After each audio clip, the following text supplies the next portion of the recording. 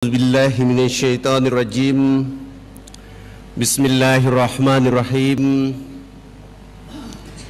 Ada 6 orang yang tidak boleh menjawab salam saya di jamaah Ikadi waktu duha ini. Saya ulangi lagi. Ada 6 orang yang tidak boleh menjawab salam saya di jamaah Ikadi duha ini. Yang pertama adalah orang gila. Yang kedua orang tuli. Yang ketiga orang bisu. Yang keempat orang yang sedang tidur. Yang kelima orang kafir, dan yang keenam adalah orang mati. Semoga 6 orang itu tidak menjadi jamaahnya Ikadi waktu duha ini. Assalamualaikum warahmatullahi wabarakatuh.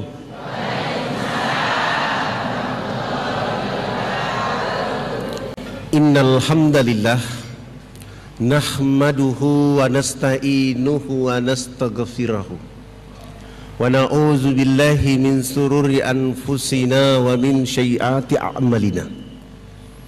Man yahdillahu fala mudilla lahu wa man yudlil fala hadiya lahu. Asyhadu an la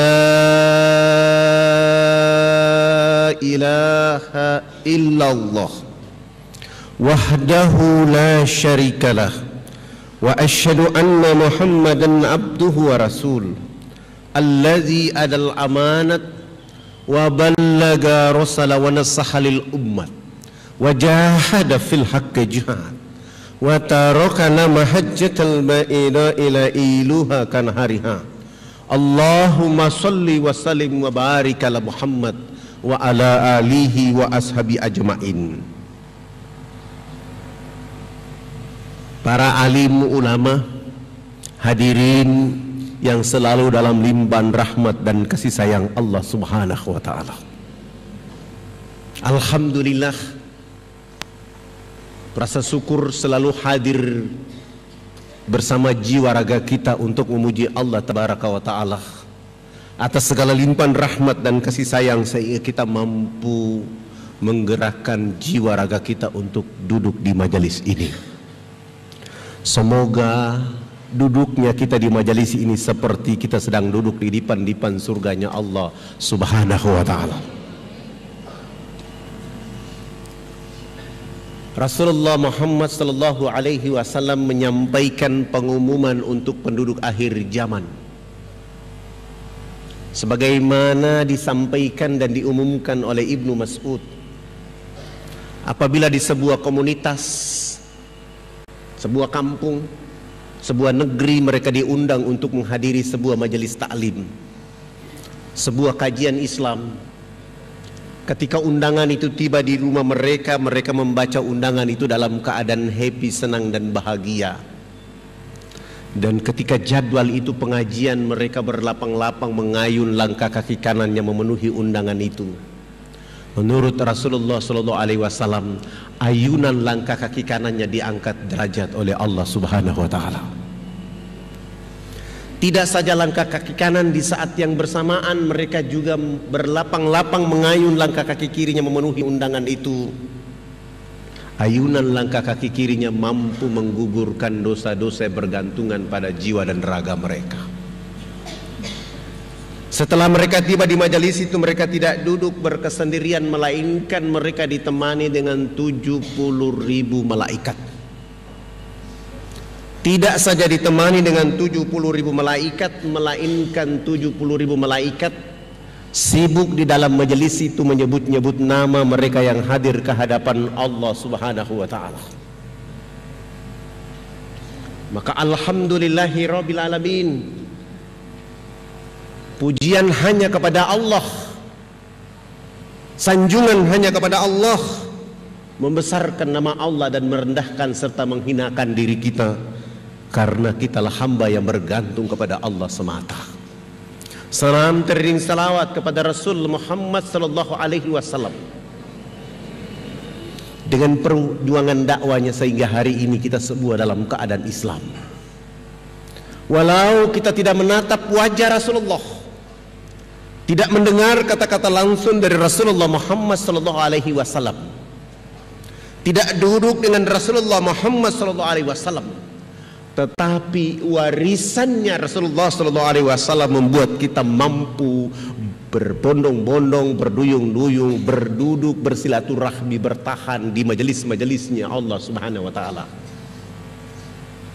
Semoga ini terus hadir pada jiwa dan raga kita di setiap waktu, dengan harapan ridha dan rahmat Allah menyertai perjalanan hidup kita, dan kelak nanti bersama rahmat Allah dan safahnya Rasulullah Muhammad SAW. Jamaah yang dirahmati oleh Allah Subhanahu wa Ta'ala, alhamdulillah hari ini saya hadir kembali di tempat ini karena waktu yang lalu saya tiba terlambat sehingga para jamaah tidak mendengar ceramah saya yang tuntas. Tapi pada hari ini saya mulai kembali dari awal, bahwa pada tahun 78 itu saya hijrah dari Fakfak. Ketika saya hijrah dari Fakfak, waktu itu rambut saya kayak pohon beringin, kribo.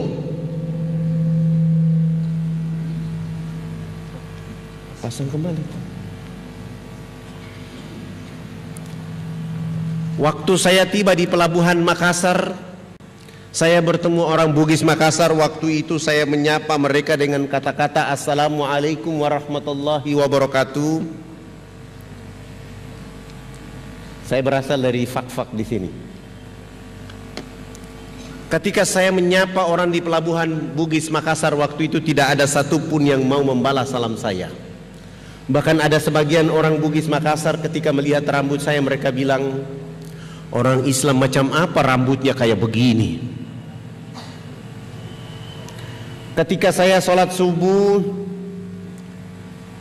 di saat saya wudhu sampai sholat sunat, saya diawasi oleh pengurus masjid. Jangan-jangan ini misionaris yang berpura-pura masuk di masjid kita. Masuk duhur pun saya diawasi, dan itu berulang-ulang beberapa hari. Tetapi ketika saya mengikuti mata kuliah agama Islam di Fakultas Ekonomi, sebuah perguruan terkemuka, begitu saya masuk kuliah, di ruangan itu semua orang gagah, ganteng, cantik. Saya yang mengotori ruangan mata kuliah agama Islam waktu itu. Ketua jurusan berdiri dan menyampaikan kepada dosen mata kuliah agama Islam agar saya segera diusir. Tiba-tiba dosen mata kuliah agama Islam masuk di ruangan mata kuliah agama Islam dan menyampaikan pengumuman, yang merasa bukan Islam silakan keluar karena hari ini mata kuliah agama Islam. Saya tidak mungkin keluar. Tiba-tiba dosen berdiri dan mengusir saya dari ruangan itu. Keluar! Saya, ya kamu keluar. Saya baru sadar itu adalah saya. Saya tidak keluar. Tetapi saya maju ke depan kelas dan saya bilang sama dosen dan teman-teman mahasiswa waktu itu, sebelum saya tinggalkan ruangan mata kuliah agama Islam, saya mengajukan 3 pertanyaan dan saya minta tolong Pak dosen dan teman-teman mahasiswa menjawabnya. Yang pertama, apakah agama Islam itu hanya untuk orang Arab dan orang Bugis Makassar saja, ataukah agama Islam itu rahmat untuk seluruh alam semesta? Pertanyaan kedua, siapakah sahabat Nabi rambutnya keriting, badannya hitam keling, suaranya merdu? Yang ketiga, saya minta tolong kepada dosen, tolong bawa Al-Quran keliling kami dalam ruangan ini. Saya ingin mendengar dan melihat secara langsung saudara saya yang cantik dan ganteng membaca Al-Quran. Sesudah itu baru saya keluar. Dosen tidak menjawab pertanyaan pertama dan kedua, tapi langsung membawa Al-Quran mengelilingi kami dalam ruangan itu. Begitu Al-Quran di depan muka saya minta Al-Quran, dosen tidak mau memberikan saya Al-Quran. Beliau lewat saja. Saya bersabar sampai urutan mahasiswa 45, 46. dan saya merampas Al-Quran dari tangan dosen dengan urutan 47. Subhanallah, begitu saya buka Al-Quran secara acak-acakan, surat yang diperlihatkan oleh Allah kepada saya di ruangan itu adalah surat Al-Hasyr yang artinya pengusiran.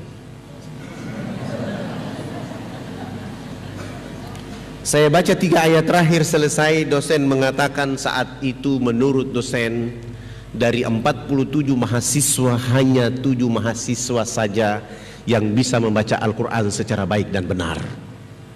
Dari 7 mahasiswa itu salah satunya adalah pemilik rambut kayak pohon beringin. Akhirnya saya memberanikan diri maju ke depan kelas. Saya bilang sama dosen, bagaimana kalau sisa jam mata kuliah agama Islam saya akan ceramah buat teman-teman saya. Alhamdulillah saya dikasih kesempatan dan saya ceramah. Saya bilang sama teman-teman saya, Al-Quranul Karim huda linnasi wa bayyinati minal huda wal furqan. Al-Quran itu adalah literatur yang sempurna dari Allah Tabaraka wa Ta'ala, yang sengaja dijadikan mukjizat kepada Rasulullah Muhammad sallallahu alaihi wasallam dengan tujuannya untuk mencerdaskan dan mencerahkan penduduk bumi, agar penduduk bumi itu mampu membedakan mana yang haram, mana yang halal, mana yang hak, mana yang batil. Hari ini mahasiswa Fakultas Ekonomi jurusan Studi Pembangunan hanya 7 mahasiswa saja yang bisa membaca Al-Quran. Saya tidak yakin kita akan bangun bangsa Indonesia menuju thayyibatun warabun ghafur. Oleh karena setiap hari di ruangan mata kuliah agama Islam kita bicara kalkulus, logaritma, matematika, sementara huda linnas Al-Quranul Karim tidak ada pada otak kiri dan otak kanan kita. Nanti setelah kita menjadi sarjana, kita buat rakyat Indonesia akan menangis dan menderita. Sementara Allah Subhanahu wa Ta'ala berfirman, bukan orang Arab yang paling hebat, bukan orang Bugis Makassar yang paling hebat, tapi yang paling hebat di hadapan Allah adalah mereka yang memiliki bendera inna akramakum indallahi atqakum. Bagaimana mungkin kita bisa mencapai inna akramakum indallahi atqakum sementara Al-Quranul Karim tidak dapat dibaca oleh orang-orang intelektual dalam kehidupan? Saya ceramah kurang lebih 1,5 jam mata kuliah agama Islam selesai. Dosen mengatakan, Alhamdulillah hari ini mata kuliah agama Islam sudah diajarkan dosen dari Irian. Mahasiswa tidak salah, dosen tidak salah, karena opini sudah terlanjur berkembang di seluruh tanah air Indonesia bahkan dunia. Kalau cerita pulau ini semua orang tahu bahwa ini pulau koteka perang suku dan bukan Islam. Padahal dari catatan sejarah agama-agama yang ada di Irian, agama yang tertua adalah agama Islam. Tertua dan pertama, yaitu pada tanggal 17 Juli 1214 Masehi, Iskandar Shah dari Samudra Pasai melakukan perjalanan dakwah bersama para saudagar. Mereka tiba di pulau tadi, bertemu dengan kepala suku yang bernama Kris-Kris. Mereka mendakwakan mereka dengan kalimat, kalau kamu mau makmur, kamu mau sejahtera, kamu harus mengenal alif lam lam ha mim dal. Mereka mengajarkan 2 kalimat syahadat secara implisit kepada kepala-kepala suku. Alif lam lam ha itu adalah Allah, mim dal adalah Rasulullah Muhammad sallallahu alaihi wasallam. Sementara agama Kristen baru masuk ke Irian pada tanggal 5 Februari 1855. Itu pun yang mengantar agama Kristen masuk ke Irian adalah Sultan Tidore, orang Islam. Tanggal ini dijadikan orang di Manokwari menjadi tanggal masuknya agama Kristen. Jauh sebelumnya sudah ada agama Islam. Dari perjalanan dakwah menghasilkan 12 kerajaan Islam yang diperkuat oleh para dai. Alhamdulillah, ketiga tokoh ini, Agus Salim, Muhammad Rum dan Soekarno, ketika ditangkap Belanda dibuang ke Digul, Mereka mulai memberi petunjuk kepada orang-orang muslim yang ada di Merauke, di Digul. Dan orang-orang tua yang ada di sana mengatakan bahwa ini negeri muslim, maka segera mengembalikan dia dalam bingkai negara kesatuan Republik Indonesia. Alhamdulillah, nama Irian ada 3. Yang pertama adalah Nuwar, negeri yang menyimpan cahaya rahasia. Nuwar. Nama ini identik dengan perkembangan dan majunya agama Islam pada saat itu. Diganti oleh Portugis dengan istilah Papua, dan dilanjutkan oleh Belanda dengan istilah Papua. Papua itu konotasinya buruk, hitam, keriting, perampok, pemerkosa, suka makan orang. Padahal sampai hari ini belum pernah ada orang Nuar makan orang kecuali Sumanto. Maksudnya apa? Portugis dan Belanda ingin menempatkan kata Papua sebagai pembencian. Kamu ini keriting, kamu ini hitam, kamu tidak sama dengan Maluku, Sulawesi, Jawa, Sumatera, Kalimantan, maka kamu harus buat negara sendiri. Itulah cikal bakal dari organisasi Papua Merdeka. Mereka tidak berhasil. Alhamdulillah, kembali ke pangkuan Ibu Pertiwi, tidak menggunakan kata Papua, tidak menggunakan kata Nuar, tapi menggunakan kata Irian. Kata Irian berasal dari 3 bahasa. Bahasa Biak dari kata Merien, artinya bumi yang panas. Bahasa Irarutu dari kata Iriano, daratan yang luas. Pada tahun 1517 Masehi, Ibnu Battuta sampai di Merauke, melihat sebagian orang telanjang, dia menyebutnya Urian. Merien, Iriano, dan Urian disepakati pada konferensi Malino tahun 63 di Makassar menggunakan kata Irian ditambah kata Barat menjadi Irian Barat dan berubah menjadi Irian Jaya. Kata Irian itu artinya ikut Republik Indonesia anti Nederland. Alhamdulillah, Irian tanpa Indonesia bukan Irian, dan kalau Indonesia tidak ada Irian, dia bukan Indonesia, dia menjadi satu kesatuan.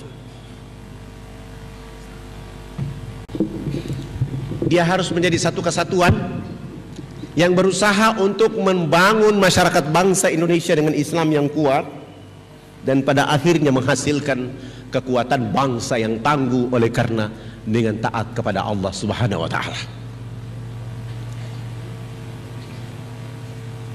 Alhamdulillah, Fadlan selesai kuliah dan pulang tidak langsung ke Fakfak, langsung ke Jayapura. Begitu sampai ke Jayapura, sempat menjadi PNS tapi mengundurkan diri karena dipaksa melakukan sesuatu yang keliru, dan akhirnya saya mengambil keputusan menjadi seorang dai sampai hari ini. Sehingga teman-teman saya mengatakan Fadlan ini sarjana ekonomi yang sesat, karena tidak dipakai untuk membuat ekonomi di Indonesia, justru dipakai untuk berdakwah. Alhamdulillah, dialog saya yang pertama, dakwah yang pertama adalah berdialog dengan seorang pendeta di Jayapura, waktu itu namanya Pendeta Alphonse. Beliau ini berusaha mengusir saya dari Jayapura karena tiap hari saya bicara Islam bagi perkembangan pembangunan dan masyarakat yang ada di Jayapura. Dialog saya pertama setelah sholat duha, saya datang ke rumah beliau. Begitu saya jalan kaki datang ke rumah beliau, beliau sedang lari pagi di halaman rumahnya. Saya percepat langkah untuk bertemu beliau, ternyata beliau melihat saya terlebih dahulu dan beliau lari masuk di dalam rumah. Pintunya dikasih rapat dan saya langsung mengetuk pintu rumahnya di waktu itu. Selamat pagi. Istrinya mengatakan kepada saya, pagi, ada apa? Ibu, saya mau ketemu Pendeta Alphonse. Istrinya mengatakan, mohon maaf, beliau tidak ada di rumah. Dalam hati saya, baru yang tadi lari masuk itu siapa? Saya pulang, besok pagi saya datang lagi, selamat pagi. Anak tertuanya mengatakan, pagi, ada apa? saya mau ketemu Pendeta Alfons. Anak tertuanya mengatakan mohon maaf beliau tidak ada di rumah. Hari ketiga bulan pertama saya datang selamat pagi, anaknya mengatakan tidak ada di rumah. Hari keempat selamat pagi, anaknya mengatakan tidak ada di rumah. Hari kelima bulan pertama selamat pagi, anaknya juga mengatakan tidak ada di rumah. Sampai 1 bulan penuh setiap pagi saya datang ke rumah Pendeta Alfons. Istri dan anaknya silih berganti menjawab beliau tidak ada di rumah. Bulan kedua hari pertama tetap saja saya datang ke rumah itu. Selamat pagi. Istrinya menjawab pagi, ada apa? Saya mau ketemu Pendeta Alfons. Istrinya mengatakan mohon maaf beliau tidak ada di rumah. Hari kedua bulan kedua saya datang selamat pagi, anaknya mengatakan tidak ada di rumah. Hari ketiga bulan kedua selamat pagi, anaknya mengatakan tidak ada di rumah. Hari ketiga selamat pagi, istrinya mengatakan tidak ada di rumah. Hari keempat, kelima, keenam, istri dan anaknya mengatakan tidak ada di rumah. Sampai hari ke-15, begitu saya belum tiba di rumah mereka, istri dan anak pendeta sudah menunggu saya di depan rumah mereka. Begitu saya bilang selamat pagi, mereka mengancam saya di sana. Bapak ini tidak bosan tiap pagi datang ke rumah kami. Kami sudah bilang beliau tidak ada di rumah, Bapak masih saja datang ke rumah kami. Besok hari ke-16 tetap saja saya datang ke rumah itu. Selamat pagi. Istrinya keluar dari dalam rumah dengan muka yang bengkak melihat wajah saya, mengatakan tidak ada di rumah. Hari ke-17 bulan kedua sampai 2 bulan penuh kita tidak ketemu dengan Pendeta Alfons kecuali jawaban istri dan anaknya tidak ada di rumah. Hari ketiga bulan pertama saya datang, selamat pagi. Istrinya mengatakan tidak ada di rumah. Hari kedua bulan ketiga saya datang, anaknya mengatakan tidak ada di rumah. Begitu hari ketiga bulan ketiga saya datang selamat pagi, anak tertuanya langsung mengatakan kepada saya, mohon maaf Pak Fadlan, tadi malam Bapak jatuh sakit sehingga kami bawa ke rumah sakit. Saya langsung memuji Allah dengan kata-kata Alhamdulillahirabbil alamin. Saya tidak langsung pulang ke rumah, saya langsung menuju rumah sakit. Alhamdulillah tiba di rumah sakit, saya tanya di bagian informasi, benar beliau masuk rumah sakit tadi malam dan nomor kamarnya 48. Saya tidak langsung ke kamar itu, saya keluar ke halaman rumah sakit, ada penjual buah-buahan, saya bungkus menjadi parsel buah-buahan untuk menuju kamar itu. Setelah bungkusan parsel sudah rapi dan saya menuju nomor kamar 48, saya ketuk kamar itu. Selamat pagi. Istrinya menjawab dari dalam, pagi, silakan masuk. Saya tidak langsung masuk, tapi saya angkat wajah, saya angkat parsel, saya tutup wajah saya dan berjalan menuju kamar itu. Begitu saya mendekati istrinya dan saya bilang, saya turunkan parsel dan saya bilang, selamat pagi Bunda, apa kabar? Saya dapat kabar bahwa Bapak Pendeta jatuh sakit sehingga saya bawa parsel ini. Dia tidak mungkin berbohong karena saya sudah di kamar. Begitu saya dialog dengan istrinya, beliau dari tempat tidur langsung menyapa saya. Selamat pagi Pak Fadlan. Saya menyapa pagi. Saya merapat ke tempat tidur dan salaman dengan beliau dan saya bilang, Subhanallah, Alhamdulillah, hari ini Bapak Pendeta saya dapat rahmat dari Allah Subhanahu wa ta'ala, karena saya sudah cari Bapak 2 bulan 3 hari. Sebenarnya Bapak ini tidak sakit, tapi selama 2 bulan 3 hari Bapak ini menjadi pembohong, sehingga Allah kasih sakit supaya saya ketemu di sini. Nanti kalau sembuh jangan lagi jadi pembohong. Katanya bicara cinta kasih tapi hari-hari berbohong. Saya pamit pulang. Saya pantau dari luar. 5 hari kemudian beliau sehat walafiat dan pulang ke rumah. Hari ke-6 saya yang datang ke rumah itu. Selamat pagi. Beliau bersama istri dan 7 anak membuka pintu dan mempersilahkan saya masuk ke dalam rumah mereka. Di saat itulah saya mulai berdialog dengan mereka. Subhanallah, dari jam 9 sampai jam 12 Pendeta Alfons bilang sama saya, Pak Fadlan usahakan besok datang lebih pagi lagi. Besok pagi saya datang dari jam 7 sampai jam 12. Saya lanjutkan sholat duhur dan saya dakwah sampai jam 5 sore. Pekerjaan itu saya lakukan 5 hari berturut-turut ke depan. Subhanallah, menjelang hari kelima di waktu asar, beliau dan istri dan 7 anak menyatakan sikap hijrah mengucapkan 2 kalimat syahadat. Begitu beliau masuk Islam, saya mulai mengganti namanya Alfon dengan nama Abu Sofyan. Saya ada sedikit tabungan, saya sewa rumah yang lebih besar dan saya pindahkan mereka untuk menuntun, agar memudahkan saya untuk menuntun mereka baca Quran dan sholat 5 waktu. Alhamdulillah, Abu Sofyan sudah sholat Jumat di masjid, anak-anaknya sudah mulai sholat Jumat di masjid. Tapi pada saat hari Minggu pagi, orang masih menunggu dia di gereja dari jam 6 pagi sampai jam 11 siang. Tidak mungkinlah karena sudah jadi Abu Sofyan. Ributlah Jayapura, akhirnya Fadlan ditahan tanpa proses BAP untuk masuk penjara selama 3 bulan. Alhamdulillah, saya menikmati 3 bulan selesai, saya keluar. Saya instruksikan kepada Paradise supaya kami menuju ke kampung ini. Kampung ini dari Jayapura kurang lebih 179 km. Begitu kami mau sampai ke kampung ini, ternyata sudah ada informasi tentang saya. Saya turun dari kendaraan, kepala suku di kampung itu langsung menyambut saya dengan tombak di betis kaki kiri saya, sehingga saya terjatuh. Teman-teman saya mencabut tombak itu dan larikan saya kembali ke rumah sakit, dan saya harus menginap di rumah sakit selama 3 bulan. Alhamdulillah, setelah sehat walafiat, saya bilang sama Paradise, ayo kita kembali lagi ke kampung ini. Begitu kami datang ke kampung itu, subhanallah, kepala suku yang 3 bulan silam melukai kaki saya justru jatuh sakit. Saya bilang sama Paradise, kita bawa kepala suku, istri dan anaknya, kita bawa ke rumah sakit, kita rawat dia di rumah sakit. Alhamdulillah, sampai di rumah sakit kami rawat dia selama 2 minggu. Di rumah sakit dia sehat walafiat. Sesudah itu kami antar kembali ke kampung halamannya. 1 minggu kemudian kami kembali ke kampung ini.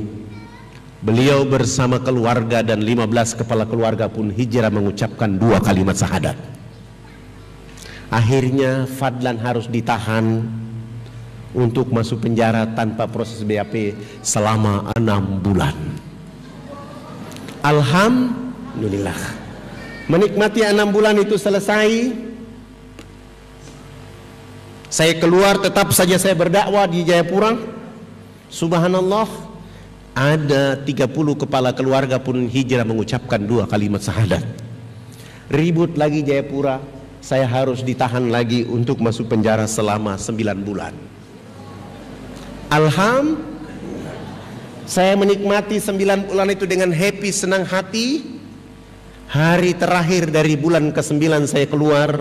Orang yang menangkap saya di 3 bulan yang pertama, 6 bulan yang kedua, dan 9 bulan yang ketiga itu dia datang. Dia buka gembok penjara itu dan dia maki-maki saya di sana. Ruangan ini tidak ada orang lain yang masuk kecuali Anda. Kenapa Anda tidak takut dengan penjara ini?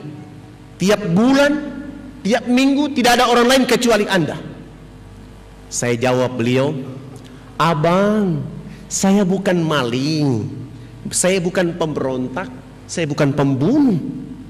Saya hanya ingin mencerdaskan orang-orang di negeri ini agar pasti tunduk kepada Allah dan pasti mengikuti Rasulullah Muhammad SAW.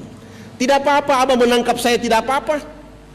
Tapi abang ingat, esok lusa abang akan ditangkap oleh Allah dan disiksa oleh Allah habis-habisan karena abang salah menangkap orang.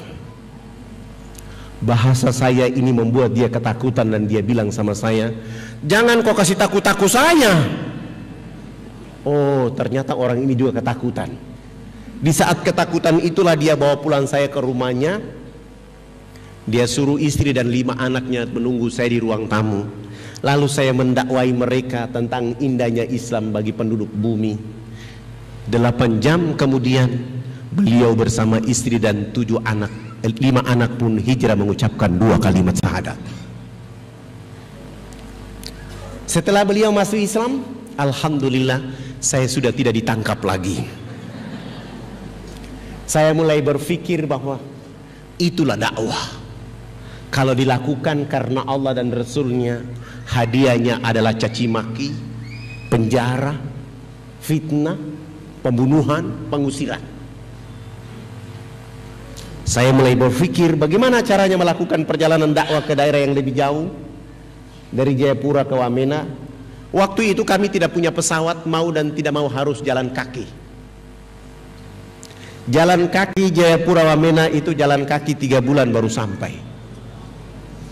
Tapi dakwah ini pekerjaan bergengsi yang harus dilakukan oleh kita, karena Rasulullah SAW melakukan itu antara Mekah Madinah. Kami lebih happy di negeri ini karena daerah ini tidak tandus. Daerah ini air sangat banyak, bahkan buah-buahan dan makanan pun disediakan Allah di negeri ini. Maka kami coba jalan kaki. Kami baru jalan kaki 1 bulan, teman-teman saya 19 orang itu energinya habis. Mereka merasa kelelahan dan mereka bilang sama saya, Ustadz, kalau kita memaksa diri sampai ke Wamena, kita belum berdakwah, kita sudah dibunuh oleh orang, kita sudah diancam. Bagaimana lagi kalau kita kembali ke Jayapura? Akhirnya kami kembali ke Jayapura, perjalanan pergi dan pulang 2 bulan tidak ada dakwah. Bagaimana caranya bisa sampai ke Wamena? Saya mulai pergi ke kantor desa, membawa foto kami ukuran 2x3 dan mengganti nama-nama kami. Yang nama Zainuddin saya ganti dengan nama Paulus. Yang nama Abidin saya ganti dengan nama Wilhelmus. Yang nama Fadlan saya ganti dengan nama Leo. Yang nama Ibrahim saya ganti dengan nama Abraham. Dengan cara itu kami membeli tiket pesawat misionaris, dan alhamdulillah kami 20 orang bisa berangkat. Sebelum berangkat, modal dakwah kami adalah menyediakan sabun mandi 7 karton, sampo 7 karton, odol, sikat gigi dan pakaian layak pakai 7 karung. Besok paginya kami terbang jam 8 pagi dan tiba di Wamena. Alhamdulillah kami sampai di sana, kami turun, kami berjumpa dengan saudara-saudara kami di sana, tapi sayang mereka semua dalam keadaan telanjang. Mohon maaf, ini bukan porno, mereka dalam keadaan seperti ini. Seperti ini. Seperti ini. Seperti ini. Saya mulai bilang sama para dai, 1 minggu pertama kita tidak boleh berdakwah. Kita harus melakukan hubungan sosiologis dengan mereka, membangun interaksi dengan mereka, agar kita akan tahu siapa mereka dan mereka akan mengerti siapa kita. Alhamdulillah, begitu 1 minggu kami sudah dekat dengan mereka dan saya mengajukan pertanyaan, kenapa sampai kalian telanjang seperti begini? Mereka menjawab, kami dilarang oleh gereja dan misionaris tidak boleh pakai baju. Kami hanya boleh pakai pakaian seperti ini atas nama kebudayaan. Tidak saja mereka telanjang, tapi mereka juga bau badan yang sangat tidak enak. Kenapa bau badan tidak enak? Mereka dilarang tidak boleh mandi menggunakan air bersih, mereka hanya boleh mandi menggunakan minyak atau lemak babi saja. Daging babinya dia bakar, dia makan, minyaknya dia tampung, lalu mereka berpesta menggosok pada tubuh badan mereka. Alasan yang disampaikan adalah untuk mengusir nyamuk dan membuat tubuh badan hangat. Padahal itu pembunuhan karakter manusia. Setelah mereka dalam keadaan telanjang seperti itu, ada ibu-ibu kita yang melahirkan di sana seperti binatang yang beranak di bawah pohon. Begitu bayinya keluar dari rahimnya, untuk memutuskan ari-ari dengan bayi menggunakan ujung batu yang tajam. Sesudah itu anak ibu manusia itu dilarang menyusui anak kandungnya dengan air susu di sebelah kanan. Dia hanya boleh menyusui anak kandungnya dengan air susu di sebelah kiri. Sementara air susu di sebelah kanan dipersembahkan untuk anak babi, sementara air susu di sebelah kiri untuk anak kandungnya. Ini babi, ini anak kandungnya.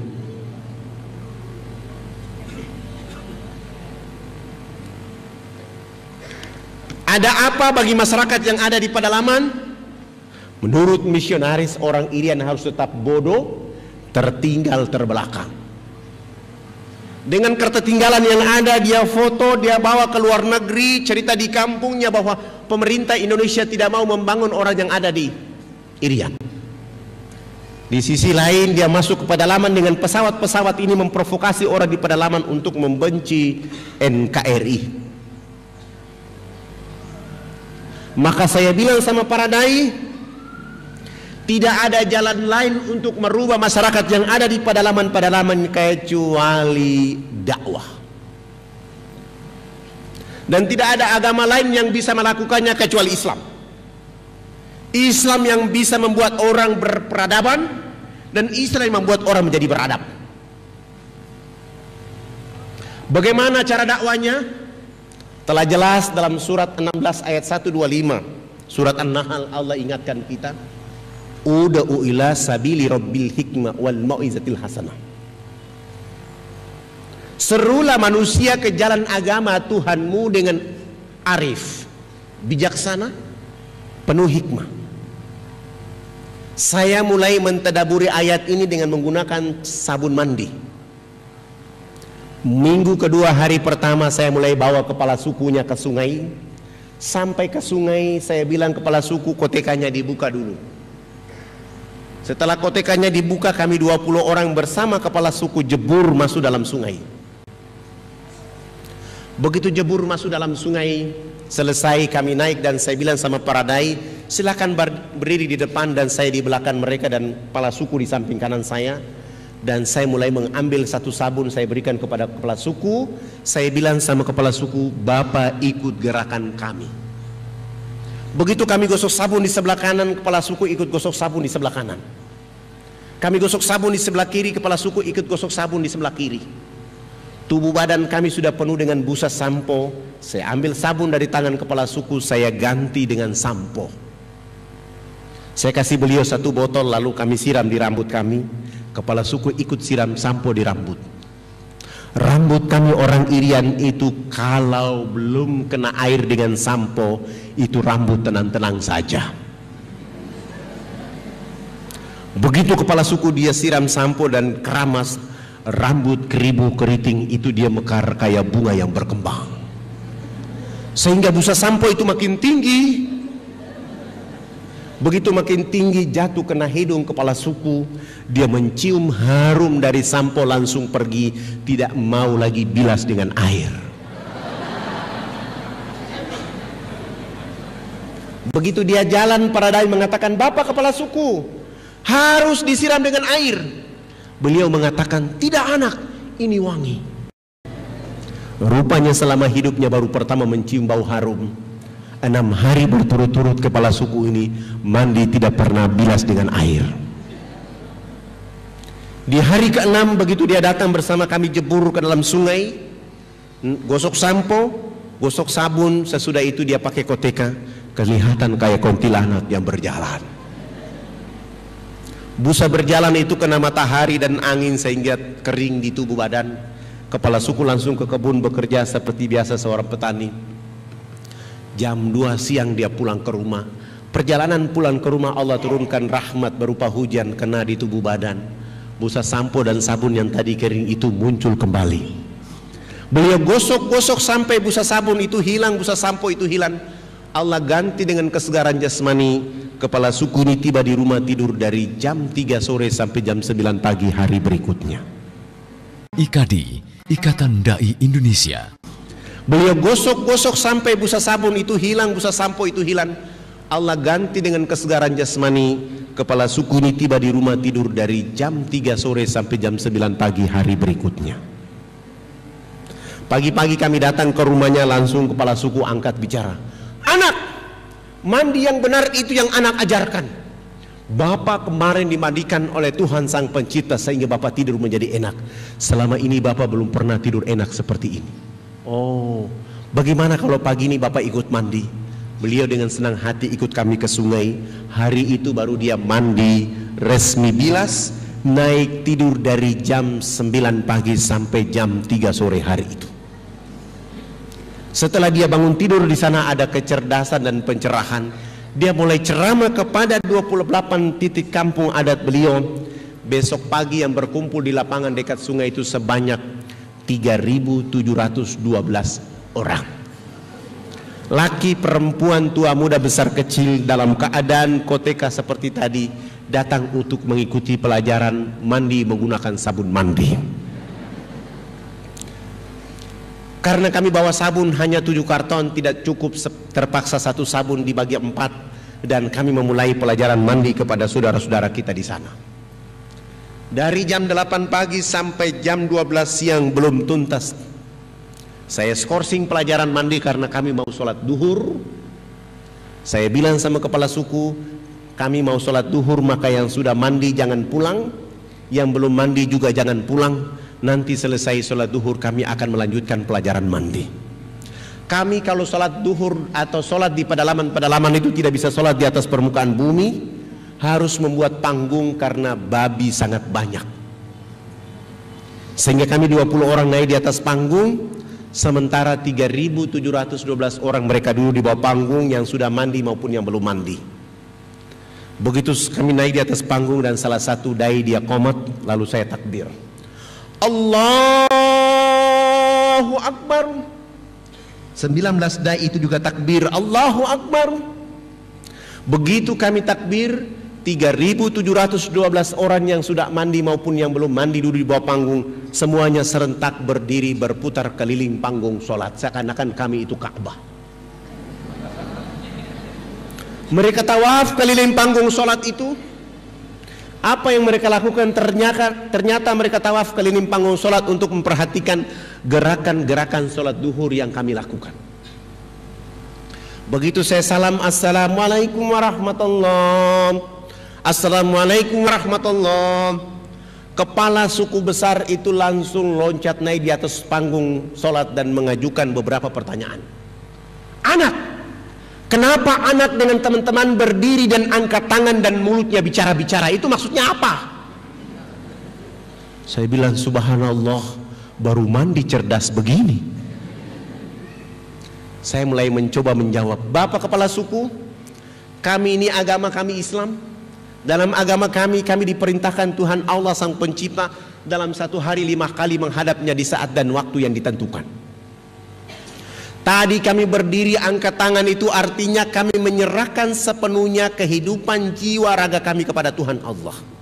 Yang kami bicara-bicara itu adalah Allah Maha Besar. Kehidupan dan diri kami ini kecil, sehingga tangan kiri kami ini malu menutup dada kami, tangan kanan kami pun malu menutup tangan kiri dan dada. Terserah Allah, mau menghukum kami terserah, mau memberi kami hadiah terserah, karena kami sudah menyerahkan sepenuhnya jiwa dan raga kami kepada Tuhan Allah Sang Pencipta. Oh, ini agama yang benar. Menurut Bapak kami sudah Islam. Tapi kenapa sesudah itu anak dengan teman-teman bongkok badan? Apa artinya bongkok badan? Kenapa ruku? Saya menjelaskan kepada mereka, kami bongkok badan supaya melihat di bumi ini ada air, ada batu, ada tanah, ada hewan, ada tumbuhan. Semua itu adalah fasilitas dari Tuhan Allah kepada manusia. Dinikmati, dipelihara, dilindungi karena masih ada manusia berikutnya. Tapi kenapa sesudah itu anak dengan teman-teman bongkok badan, tunduk mencium papan? Saya menjelaskan, kami tunduk mencium papan itu pertanda kami menangis atas kejahatan, dosa, maksiat yang kami lakukan, sehingga kami merendahkan kepala kami. Kenapa kami lakukan itu? Karena sebentar kami mati nanti kulit, daging, darah, tulang akan dilebur menjadi tanah. Sebelum dilebur menjadi tanah, kami menyatukan kepala, tangan, lutut dan kaki untuk menangis minta ampun kepada Dia Allah yang Maha Tinggi. Tapi kenapa sesudah itu anak dengan teman-teman lihat ke sebelah kanan mulutnya bicara-bicara, lihat ke sebelah kiri masih bicara-bicara? Saya jawab, kalau tadi kami mengangkat tangan adalah menyerahkan sepenuhnya jiwa raga kami bongkok badan untuk melihat apa yang diberikan oleh Allah. Kami tunduk untuk meminta ampun. Setelah itu melihat ke sebelah kanan, kalau belum ada orang yang tahu mandi, tugas kami harus mengajarkan mereka bisa tahu mandi. Ada yang belum tahu pakai pakaian, tugas kami mencari pakaian untuk menutup tubuh badannya. Ada yang sakit, tugas kami mencari obat. Ada yang lapar, tugas kami mencari makan. Setelah itu melihat ke sebelah kiri, Kalau belum ada orang di tempat ini yang mengenal Allah dan Rasulnya, kehadiran kami di tempat ini memperkenalkan Allah dan Rasulnya kepada mereka. Begitu mendengar penjelasan saya, kepala suku langsung mengatakan, kalau begitu kamu tidak boleh duduk di atas panggung. Kami 20 orang turun dulu di bawah panggung dan mereka 6 kepala suku naik di atas panggung menggantikan kami. Mereka bukan sholat tapi rapat adat. Setelah rapat adat selesai, 1,5 jam kemudian kepala suku besarnya menyampaikan pengumuman buat kami yang ada di lapangan pakai bahasa mereka. Wah wah wah hubulokanayat. Saya kasih contoh seakan-akan saya kepala suku, bapak ibulah masyarakat waktu itu. Saya ini orang fak-fak, saya tidak tahu bahasa itu. Saya tanya kepada orang yang ada di samping saya apa yang dimaksud oleh kepala suku. Ternyata kepala suku memberikan bahasa itu. Keberuntungan buat kami 20 orang yang berdakwah. Spektakuler. Hari ini kita bahagia. Hari ini kita gembira karena anak-anak ini sudah datang mengajarkan agama yang benar. Dalam rapat adat kami menyatakan kita semua yang berkumpul di lapangan ini mengikuti agama yang diajarkan anak-anak ini. Begitu kami 20 orang mendengar kata-kata ini langsung sujud syukur dan menangis kepada Allah Subhanahu wa ta'ala. Terima kasih Allah ya Rabb. Kami belum menyebut namamu ke dalam dada mereka. Kami belum menyebut nama kekasihmu Muhammad sallallahu alaihi wasallam ke dalam hati mereka. Kami hanya bawa rizkimu berupa sabun, sampo, odol dan sikat gigi datang ke tempat mereka. Kuatkan dakwah ini, lalu kami berhadapan dengan 3.712 orang, tapi kami semua tidak sanggup. Ketika kami melantunkan 2 kalimat syahadat, kami semua 20 orang harus mencucurkan air mata. Haru kemudahan dari Allah Subhanahu wa ta'ala. Lalu kami berdiri dan mengantarkan 2 kalimat syahadat kepada mereka. Asyhadu an la ilaha illallah wa asyhadu anna Muhammad Rasulullah. 3.712 orang mengucapkan 2 kalimat syahadat tanpa beban sedikit pun, oleh karena hadirnya hidayah dan petunjuk Allah kepada mereka. Lalu kami bersyukur kepada Allah, terima kasih ya Allah, dengan hidayah dan petunjuk darimu masyarakat yang telandang, mereka dalam keadaan telanjang, mereka dalam keadaan terhina, mereka dalam keadaan terbelakang, mereka dalam keadaan bodoh, dakwah hadir di tengah-tengah kehidupan mereka sehingga mereka menyebut namamu dan menyebut nama Rasulmu Muhammad sallallahu alaihi wasallam. Alhamdulillah, setelah mereka mengucapkan 2 kalimat syahadat, pekerjaan berikut yang kami lakukan untuk saudara-saudara kita yang masuk Islam adalah berusaha untuk menginventarisir dan mengganti nama-nama mereka. Yang nama Yakomina kami ganti dengan nama Fatimah. Yang nama Wilhelmina kami ganti dengan nama Maisarah. Yang nama Yakobina kami ganti dengan nama Khadijah. Yang nama Paulus kami ganti dengan nama Abidin.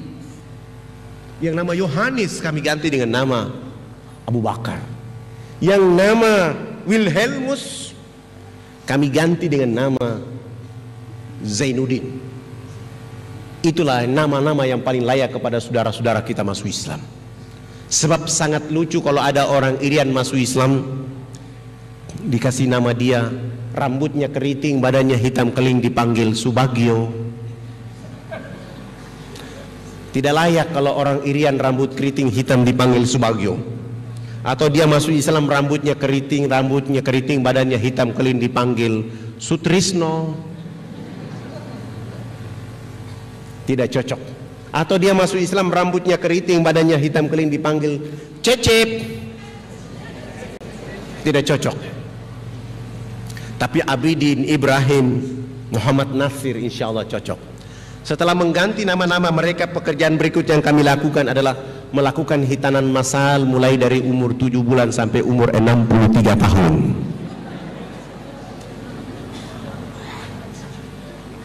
Alhamdulillah, kami dibantu oleh ayahanda Haji Letnan Kolonel Mulia Tarmizi Kami menghitan saudara-saudara kita di sana. Sesudah itu beliau menulis surat supaya mengantar kepala-kepala suku menghadap Presiden Soeharto di Jakarta. Alhamdulillah kepala-kepala suku ini sudah pakai celana panjang, sudah pakai kemeja, bahkan sudah pakai jas, tetapi belum bisa pakai sepatu. Karena ukuran kakinya waktu itu nomor 47. Tidak ada jenis sepatu itu, terpaksa kami menggunakan sendal jepit kelebihan tumit. Naik pesawat Wamena Jayapura, Jakarta, Makassar. Saya bawa mereka keliling kota Makassar melihat pembangunan di Makassar. Sesudah itu kami melanjutkan perjalanan ke Jakarta. Alhamdulillah tiba di Jakarta malam hari. Kami turun dan menuju Wisma Haji Jalan Jaksa, Jakarta Pusat. Perjalanan itu kepala suku melihat lampu kedap-kedip warna-warni. Kepala suku mengeluarkan kepalanya dari dalam mobil melihat di luar, lalu beliau bicara, Presiden macam apa hanya bangun Makassar, Presiden macam apa hanya bangun Makassar. Saya bilang sama beliau, nanti kita ketemu Presiden baru Bapak bicara begitu. Maksud saya nggak usah ribut dalam mobil. Setibanya di Wisma Haji kami tidur, bangun pagi sholat subuh. Sesudah itu mandi, sarapan dan menuju ke istana. Alhamdulillah Pak Harto berkenan menerima kami, tapi ditunda, dipindahkan dari istana ke rumahnya di Jalan Cendana.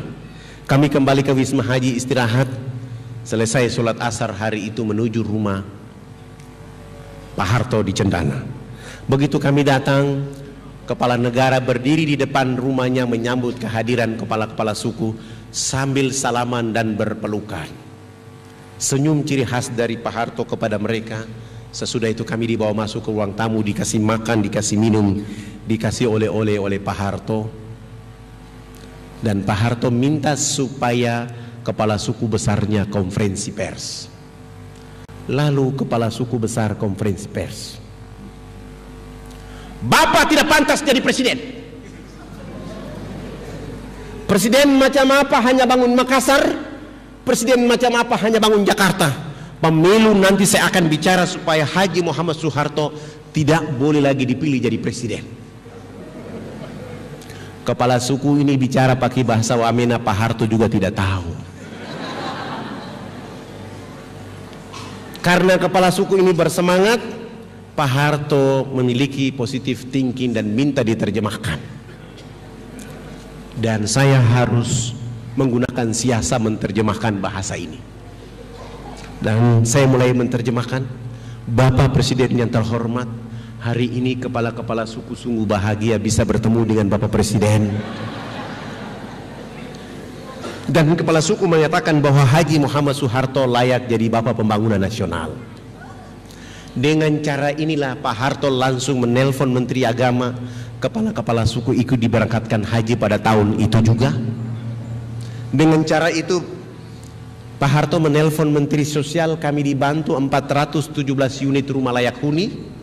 Dengan cara itu Pak Harto menyumbang 1000 karung pakaian serba baru, 600 karton sampo, 600 karton odol, sikat gigi, dan dakwah Jakarta Wamena tidak boleh menggunakan kapal laut tapi menggunakan pesawat Hercules dari Halim Perdana Kusuma. Dan beliau juga menyumbang 28 masjid kepada 28 kampung yang masuk Islam di saat itu. Alhamdulillah perjalanan dakwah terus hidup. Mereka mulai tumbuh, bahkan hari ini di lokasi ini sudah ada satu pesantren namanya Pesantren Darul Istiqomah, yang gurunya dan mudirnya kami sengaja mengambil dari Bantul, tinggal di situ dan mulai merubah saudara-saudara kita di daerah-daerah Wamena agar mengenal Islam. Alhamdulillah, nanti kalau ada kesempatan dari masyarakat Kediri yang mau berkunjung ke Wamena, jangan ada di kotanya, usahakan jalan kaki 175 km ke dalam,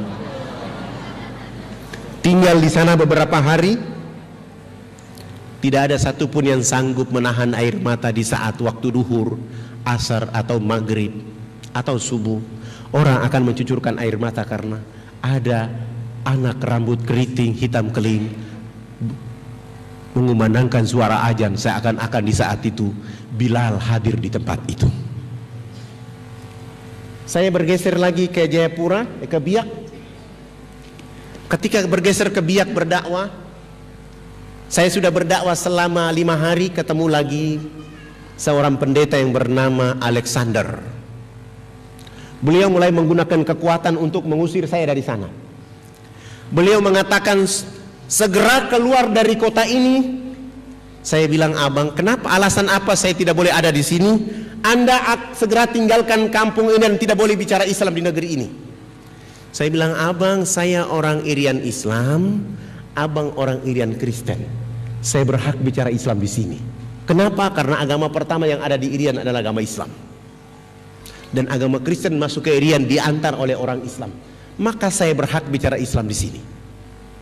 Tidak boleh Anda bicara Islam di sini. Saya tanya kepada beliau, alasan apa lagi supaya saya tidak boleh bicara Islam di sini? Beliau mengatakan, Anda tidak boleh bicara Islam di Irian karena Irian sudah dibeli oleh Yesus Kristus. Oh, abang, kalau Irian sudah dibeli oleh Yesus Kristus, mana kwitansi dari Yesus? Begitu saya tanya kwitansi dari Yesus, ternyata tidak ada. Kalau begitu saya berhak bicara Islam di sini. Akhirnya saya tinggal di Biak selama 3 bulan saya berdakwah. Alhamdulillah ada acara Isra Mi'raj. Saya diundang untuk menyampaikan hikmah Isra Mi'raj. Ternyata salah satu tamu yang diundang oleh ibu-ibu Dharma Wanita adalah Pendeta Alexander.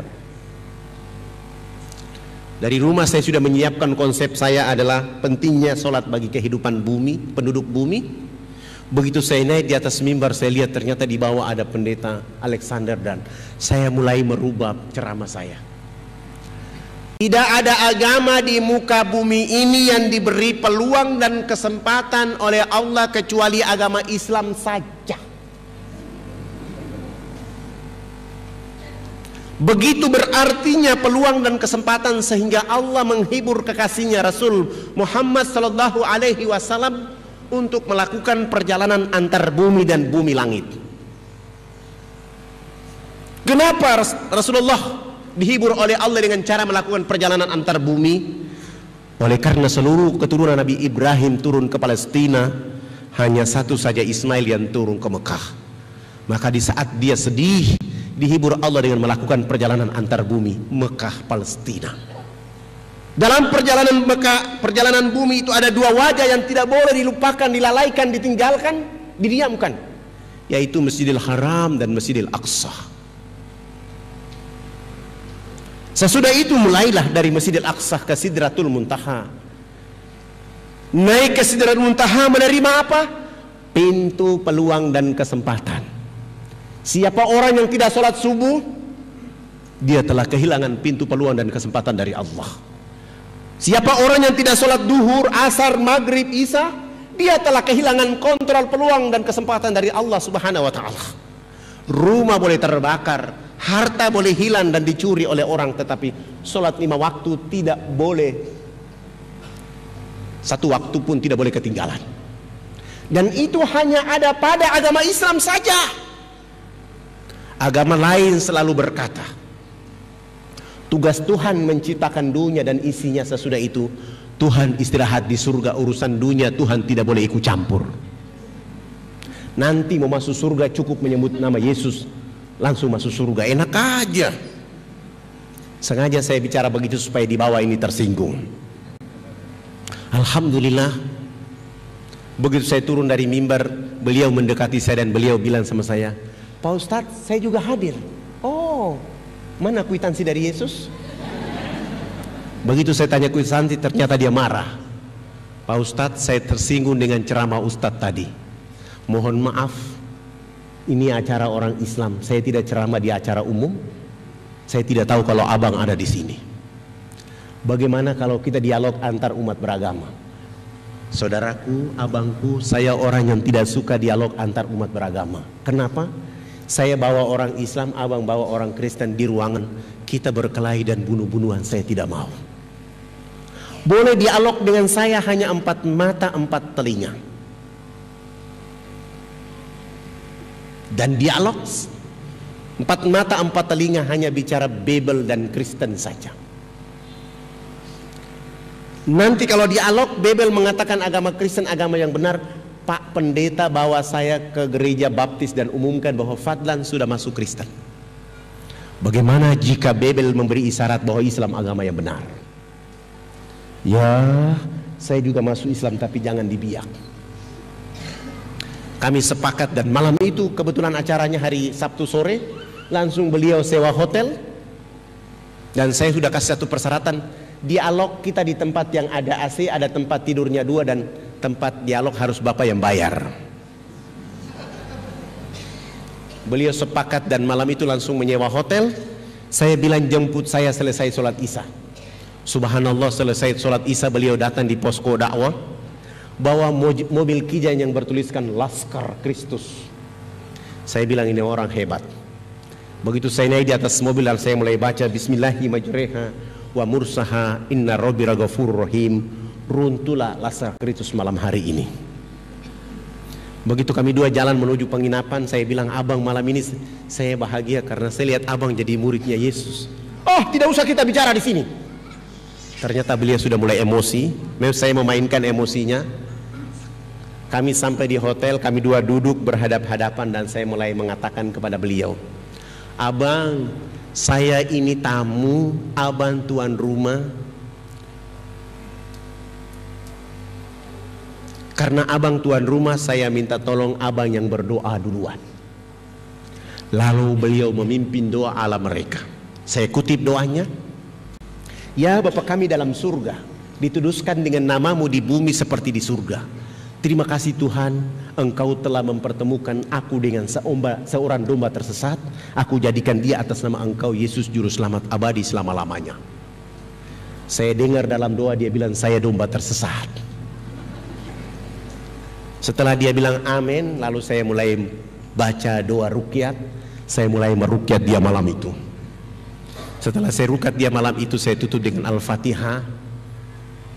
Dan saya mulai bilang sama beliau, saya adalah tamu abang tuan rumah. Saya tidak tahu isi ruangan ini. Bagaimana kalau saya yang bertanya duluan? Tolong ceritakan kepada saya pada tanggal berapa Bebel turun, di mana tempat turunnya Bebel, dan apa kata-kata Yesus ketika menerima Bebel. Beliau buka Amsal, Ulangan, Yesaya, Paulus, Markus. Dia tidak ketemu. Lalu beliau bilang sama saya, Pak Ustadz, saya tidak ketemu ayat ini. Supaya abang tahu Bebel itu benar, tolong bantu saya lihat Yesaya 12 ayat 29.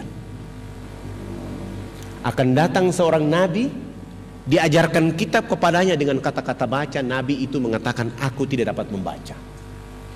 Ayat ini memberi isyarat kepada seluruh orang Kristen bahwa akan hadir Al-Quran dengan sempurna. Maka tidak boleh lagi Bebel berlaku di atas muka bumi, karena Bebel itu hanya untuk Bani Israel saja. Supaya abang lebih kuat, tolong lihat Amsal 15. Tidak pantas Tuhan itu berdoa, tidak layak Tuhan itu minta tolong. Di ayat lain, Tuhan ketika disalib, Yesus ketika disalib dia berdoa dan minta tolong. Elia sabaktani, tolonglah aku Tuhan, tolonglah aku Tuhan. Kalau sudah demikiannya dilakukan oleh Yesus, maka Yesus tidak layak menjadi Tuhan. Kami bahas 2 ayat ini sampai jam 2 malam. Dia bilang, Pak Ustadz, saya besok mau ke gereja dan kita istirahat. Alhamdulillah, saya masuk wudhu kembali.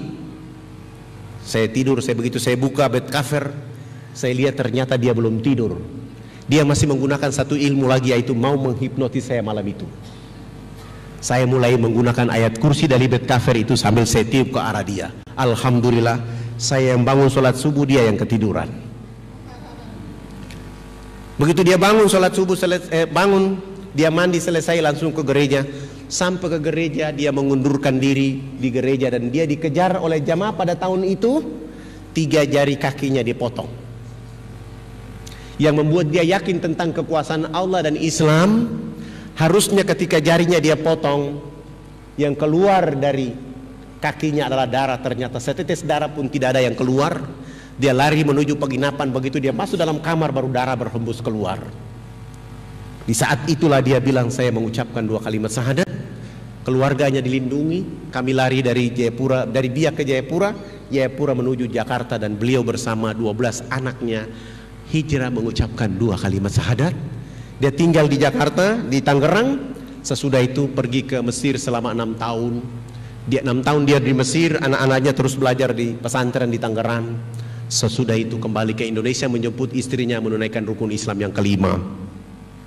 Setelah rukun Islam yang kelima, saya antar kembali mereka pulang ke kampung halaman.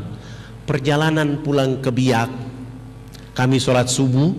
Beliau bilang sama saya, Pak Ustadz, saya sudah Islam, saya sudah haji, saya sudah belajar Islam dengan sempurna, tapi saya punya 3 jari kaki ini terpotong. Saya bilang, 3 ini yang dulu abang ingat-ingat, Tuhan Bapa, Anak, dan Rohul Kudus. Sekarang sudah tidak ada. Yang ada adalah Qul huwallahu ahad, tunggal. Oh begitu, iya, itu isyaratnya. Alhamdulillah, beliau bangun satu masjid di Biak. Berjalan 5 tahun kemudian, usianya 62 tahun. Kami sama-sama sholat subuh berjamaah. Kami bangun dari sujud, beliau tidak bangun dari sujud. Di saat itu beliau meninggal dunia juga dalam masjid. Saya bergeser lagi berdakwah di Enarotali. Di Enarotali kami sudah tidak boleh lagi pakai pesawat misionaris karena wajah kami sudah diketahui oleh mereka. Akhirnya mau dan tidak mau kami harus jalan kaki dari Nabire ke sini. Berapa lama? 12 hari baru sampai ke sana. Kami berdakwah di sini selama 3 bulan, hanya 1 orang yang masuk Islam. Saya mulai bergeser dari lokasi ini ke Nabire. Nabire saya terus ke Jawa Timur. Datang ke Sunan Ampel, menyampaikan pengurus Sunan Ampel supaya membantu kami pakaian layak pakai dan sabun mandi. Alhamdulillah 1 bulan kemudian terkumpul 600 karung pakaian, 200 karton sabun, odol, sampo, dan sikat gigi. Lalu saya mau bawa pulang menuju Nabire. Ada alumni dari IAIN Sunan Ampel, orangnya tinggi, gagah, ganteng, pintar. Dia ketemu saya dan dia bilang, Pak Ustadz, saya mau ikut antum dakwah di Irian. Boleh ikut saya berdakwah di Irian, tapi jangan tanya amplop. Kalau antum ikhlas silakan. Alhamdulillah beliau ikhlas. Ikut kami dengan bantuan itu. 5 hari kemudian kami tiba di Nabire. Kami turunkan seluruh bantuan, istirahat 2 hari kemudian, dan kami mulai mencoba jalan kaki. Kami baru jalan kaki hari pertama, Ustadz Firman mulai bertanya, kok belum sampai-sampai? Saya diam saja, kami jalan malam bermalam. Besok pagi kami jalan lagi. Pak Ustadz, kapan kita sampai? Saya diam saja, saya tidak jawab. Begitu kami masuk hari kelima, beliau langsung marah-marah di tengah hutan itu. Oh Ustadz Fadlan, ternyata antum bawa saya ke Irian ini dengan membunuh saya di tengah hutan ini. Kalau saya tahu metode dakwah antum seperti ini, saya tidak akan ikut antum. Tolong pulangkan saya dan saya mau kembali ke Jawa Timur. Saya mulai peluk beliau dan saya bilang, Firman, antum hidup di zaman informasi, komunikasi, semua serba mudah. Coba antum tengok 1400 tahun yang silam. Seorang anak manusia di dalam rahim ibunya, ayah kandungnya meninggal. Begitu lahir ke atas permukaan bumi, air susu ibunya kering.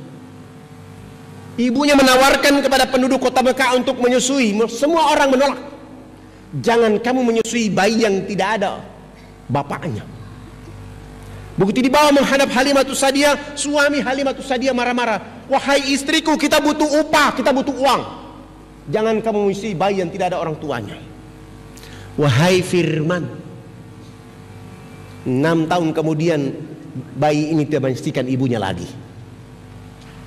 Dia dirawat oleh kakeknya Abdul Muthalib. 2 tahun kemudian bayi ini menjadi yatim piatu, tidak ada ayah, tidak ada ibu. Tapi yang kau tahu, bayi itu adalah Rasulullah Muhammad SAW. Dengan tegar melakukan dakwah, dengan santun menyampaikan dakwah. Ente tidak pantas jadi umatnya Muhammad. Antum tidak pantas jadi beragama Islam. silakan antum pulang sendiri.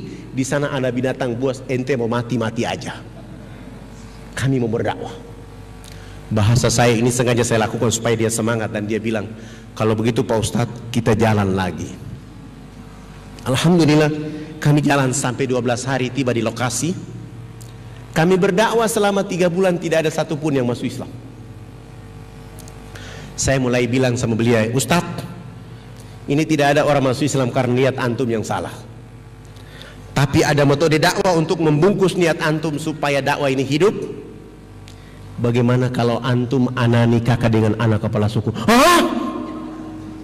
Maaf Ustadz, saya tidak bicara gagah, saya tidak bicara ganteng, saya bicara dakwah. Jangankan antum, ana juga tidak akan mau menikah dengan orang di sini. Tapi untuk metode dakwah kali ini antum yang paling cocok. Aduh Ustadz, kalau begitu kasih saya kesempatan, saya istikharah selama 7 hari dulu. Akhirnya Ustadz Firman istikharah 7 hari berturut-turut. Pagi-pagi begini dia ketemu saya dan wajahnya antara gembira dan sedih. Kenapa lagi wajah antum? Pak Ustadz, saya sudah istikharah selama 7 malam, tidak ada jawaban lain kecuali cahaya putih. Alhamdulillah, ente wajib menikah anak kepala suku. Bagaimana caranya? Ustadz, kita pakai strategi dakwah. Lalu saya lapor di kepala suku, anak perempuan tertua yang bernama Yakomina itu, kami bawa dia jalan kaki, tutup auratnya, kami bawa jalan kaki ke Nabire, dan kami bawa dia ke Jawa Timur. Yakomina ini sampai ke Surabaya, masuk Islam, dan kami ganti nama dia dengan Aisyah. Dia tinggal selama 3 tahun 6 bulan di Mojokerto. Kerjanya adalah ngaji masuk salon, ngaji masuk salon, menghabiskan biaya salon selama 3 tahun 6 bulan 23.775.000. Rambut keribu itu kami rebonding kasih lurus. Badan lemak-lemak babi itu kami lulur menjadi hitam manis. Begitu dia pakai gamis besar, pakai jilbab besar, baru Ustadz Firman angkat bicara. Iya ya Ustadz, kalau orang Irian dipoles kayak orang Yaman. Dulu ente mengeluh. Alhamdulillah, si Aisyah ini 3 tahun 6 bulan itu mulai cantik kembali, dan 3 tahun 6 bulan dia mampu hafiz dus 28, 29, 30. Dan 3 tahun 6 bulan dia mampu menghafal 112 hadis dan mulai bisa ceramah di tengah-tengah kehidupan teman-temannya. Akhirnya Firman menikah dengan Aisyah. Setelah akad nikah, saya mulai kasih pengumuman bahwa kedua hamba Allah ini tidak boleh tinggal di sini. Mereka harus dibawa ke kampung istrinya. Alhamdulillah, saya bawa istrinya, kami bersama suaminya kami pulang. Sampai di Nabire saya mulai mutar otak saya, bagaimana keadaan supaya wanita ini tetap cantik. Karena kalau kami jalan kaki, keringat selama 12 hari bisa membuat dia kembali ke habitatnya. Akhirnya saya mulai bilang, seluruh jamaah kita harus menjaga sholat 5 waktu kita menjaga bacaan Al-Quran kita selama 1 bulan. Alhamdulillah, 53 hari kemudian ada pengumuman bahwa 43 hari kemudian ada pengumuman bahwa ada pesawat angkatan udara mau terbang ke sini. Saya ke sana melapor dan kami 7 orang bisa ikut. Saya mulai bilang sama suaminya, yang besok berdakwah bukan antum, bukan saya, tapi yang berdakwah adalah istri antum. Supaya dakwah ini besok hidup, suruh pakai jilbab putih, gamis putih, sepatu putih, kaos kaki putih. Kalau ada kacamata warna putih kasih pakai juga. Alhamdulillah, besok pagi di airport saya lihat ternyata putih-putih. Saya tanya kacamata, ternyata tidak ada. Saya bilang sudah bisa kita mulai. Kami mulai terbang sampai ke lokasi ini, tidak ada airport. Akhirnya kami dilepas pakai jaring satu persatu. Begitu kami turun satu persatu dan saya bilang sama petugas, penumpang yang terakhir adalah perempuan ini. Saya kasih minyak wangi dan nanti begitu dia ijat tangga ini disiram dengan minyak wangi. Alhamdulillah. Begitu di perjalanan kena baling-baling, akhirnya gamisnya melambai-lambai. Orang dari bawah kampung berteriak, malaikat datang di kampung. Begitu dia turun berdiri di tengah-tengah kerumunan masyarakat yang ada di kampung itu, langsung dia ceramah pakai bahasa mereka.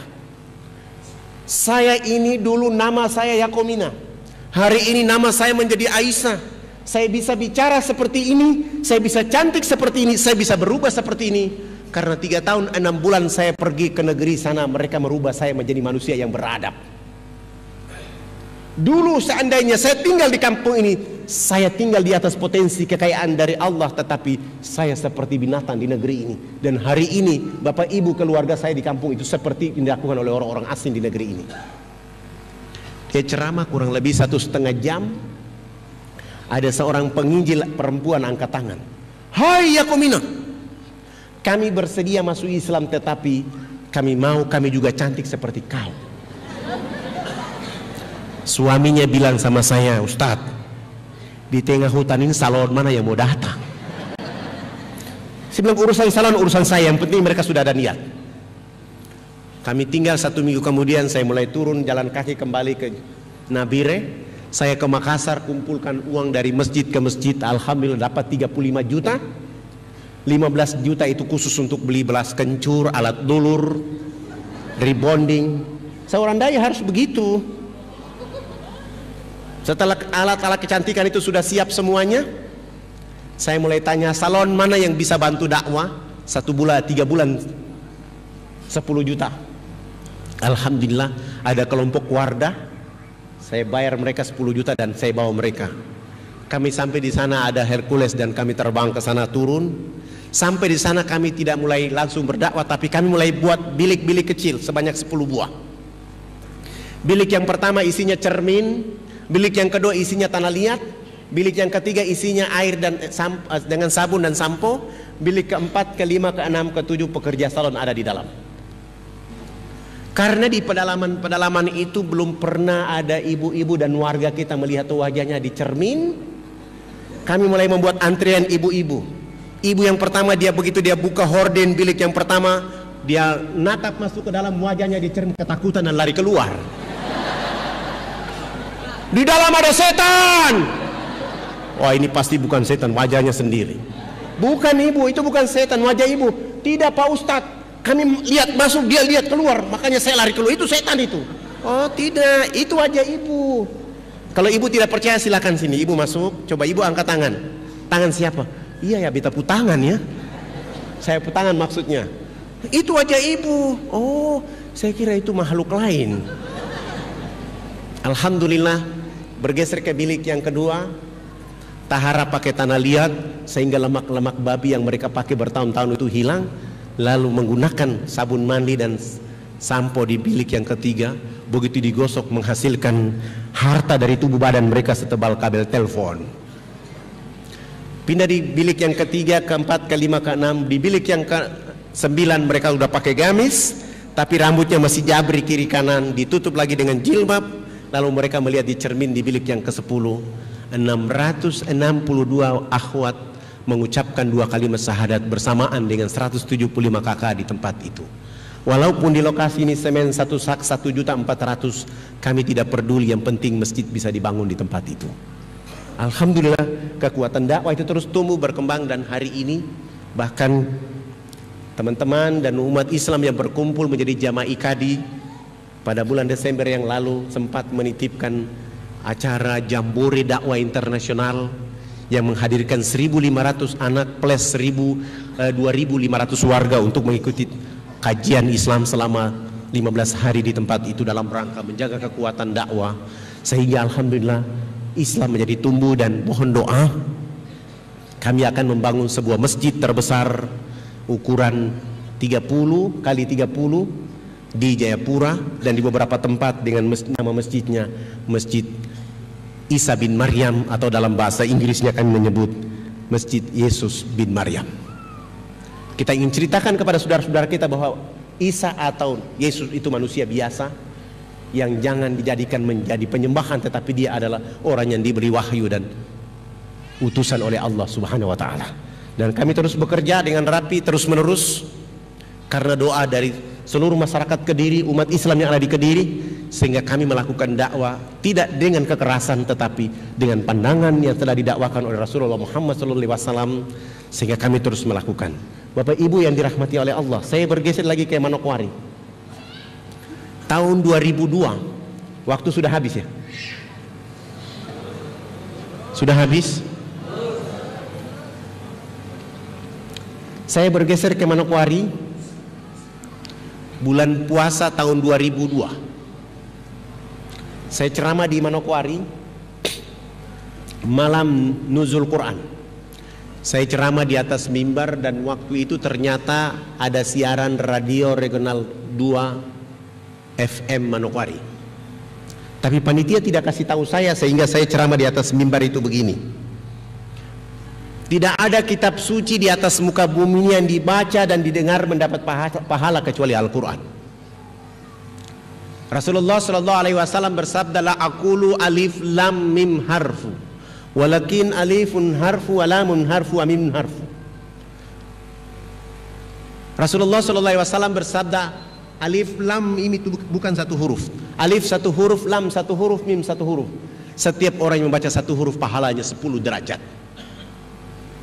Sementara buku-buku yang lain, kitab suci yang lain dibaca dari pagi sampai dengan sore, tutang gigi yang sakit tapi tidak ada pahala sedikit pun.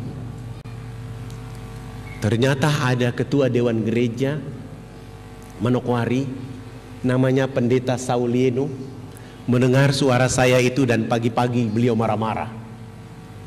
Begitu sholat subuh selesai, saya masih baca Quran menunggu waktu duha. Di waktu duha beliau datang dan marah-marah di situ. Siapa yang tadi malam ceramah bahwa tidak ada kitab suci di dunia ini dibaca dan didengar dapat pahala kecuali Al-Quran? Itu akan membuat kita tersinggung. Begitu beliau datang dan saya ketemu, saya bilang, Bapak, saya ini puasa. Saya puasa, jadi kalau Bapak ribut-ribut seperti ini akan mengganggu puasa saya. Bapak katanya bicara cinta kasih, bicara kasih sayang, tapi kok Bapak ribut pagi-pagi ini? Kalau mau bicara dengan saya, bicara dengan tenang. Alhamdulillah, beliau mulai bilang sama saya, Pak Ustadz, hari ini umat Kristen di Manokwari marah karena Pak Ustadz ceramah tadi malam. Saya bilang, saya ceramah itu dikhususkan kepada umat Islam. Kalau ada siaran lewat radio itu hanya untuk menguatkan umat Islam yang tidak datang ke masjid. Tapi kalau Bapak tersinggung, saya tidak menyinggung apa-apa dalam ceramah saya itu kecuali mendorong umat Islam untuk membaca Al-Quran lebih rapi. Bagaimana kalau kita dialog antar umat beragama? Boleh, tapi hanya 4 mata 4 telinga. Persyaratannya gampang. Dialog di tempat yang ada AC, ada tempat tidurnya 2, dan tempat dialog harus Bapak yang bayar.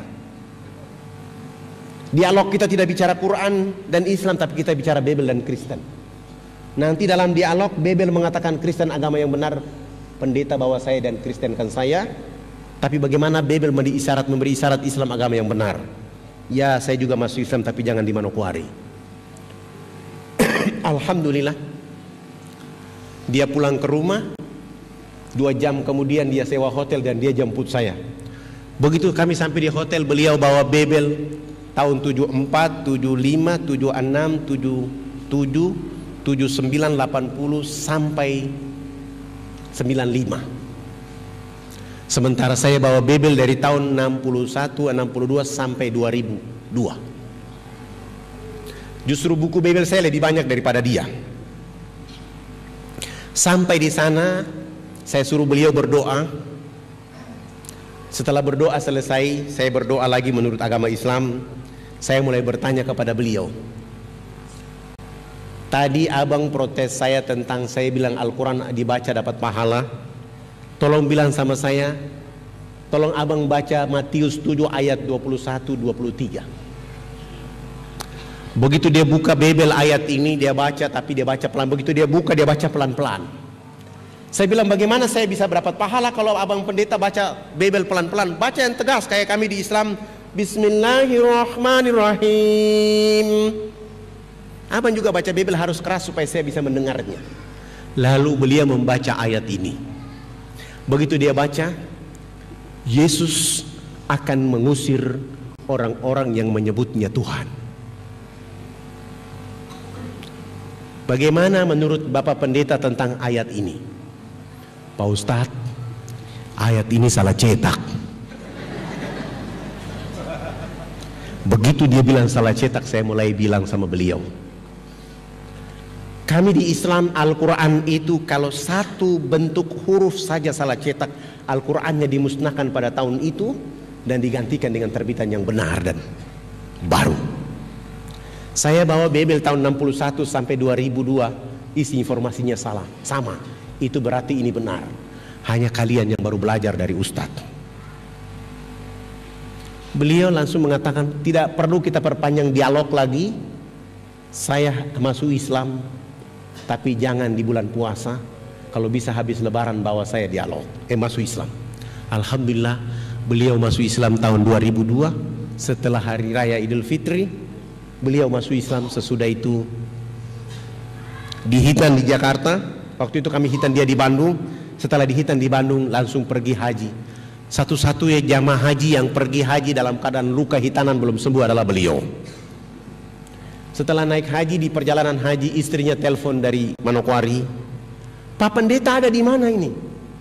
Dia bilang sama istri, jangan panggil saya pendeta mama, saya sudah masuk Islam sebagaimana dalam Bebel menyatakan kepada kita, pergilah engkau mencium batu hitam, engkau membersihkan jiwamu, engkau membesarkan jiwamu, engkau membersihkan jiwamu, engkau menjadi hamba yang paripurna dalam hidup. Maka saya masuk Islam supaya saya cium batu hitam ini, supaya saya menjadi orang yang bersih. Terserah mama, mama mau masuk Islam atau tidak terserah, tapi mama perlu tahu, ketika nanti saya sampai ke Jakarta, banyak ibu-ibu di Jakarta yang menunggu saya.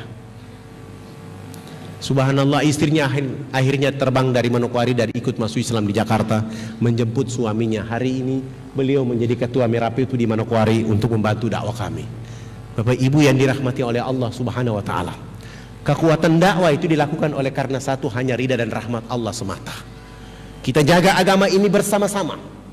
Indonesia ini mau maju, umat Islam negeri ini mau bermartabat, umat Islam negeri akan menjadi potret umat Islam di dunia apabila memahami Islam dengan baik dan benar, mendakwakan Islam dengan baik dan benar, dan menempatkan Islam benar-benar menjadi tangguh dan kuat dalam segala kehidupan.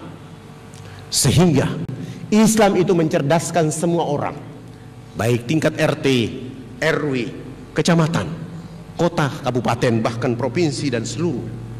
Maka kita akan menemukan orang-orang Islam yang menebarkan kecerdasan, orang Islam yang menebarkan pencerahan, bahkan menjadi rahmatan lil alamin dalam kehidupan kita. Siapa orangnya? Rasulullah Muhammad sallallahu alaihi wasallam. Siapa yang mengikutinya? Sahabat-sahabat Nabi. Siapa lagi yang melanjutkannya? Para alim ulama. Siapa lagi yang meneruskannya? Para dai-dai. Marilah kita bersama, para ustazah-ustazah, para mubalik-mubaligah, yang mereka siang malam bagaimana mengantarkan dakwah ini ke depan pintu hati hamba Allah manusia, sehingga mereka mengenal Islam dengan tangguh dalam kehidupan itu. Sebelum saya akhiri, saya persilahkan di antara Bapak Ibu yang mau bertanya, saya persilahkan.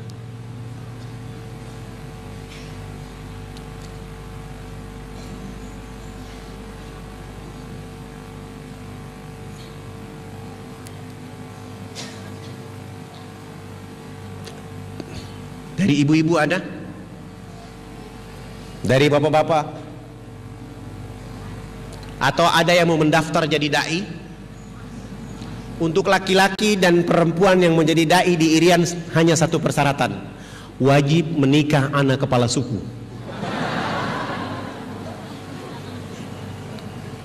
Jadi kalau ada ikhwan di sini yang sudah punya istri di sini, jangan bawa istri nikah di sana. Istri di sini tetap sah, istri di sana juga sah. Seorang dai harus begitu. Kenapa? Nanti ada anak dari Irian mendoakan suami dan keluarganya di sini. Begitu juga nanti dari sini mendoakan suami dan bapaknya dan istrinya ada di sana. Supaya kekuatan Islam itu menjadi baik. Siapa tahu keturunan dari Irian itu yang soleh, dan siapa tahu keturunan yang dari Kediri itu yang soleha. Sehingga menjaga dakwah ini. Kalau tidak ada, saya cukupkan sampai di sini saja. Burung Irian, burung cendrawasih. Cukup sekian, terima kasih. Wabillahi taufik wa hidayah. Wassalamualaikum warahmatullahi wabarakatuh.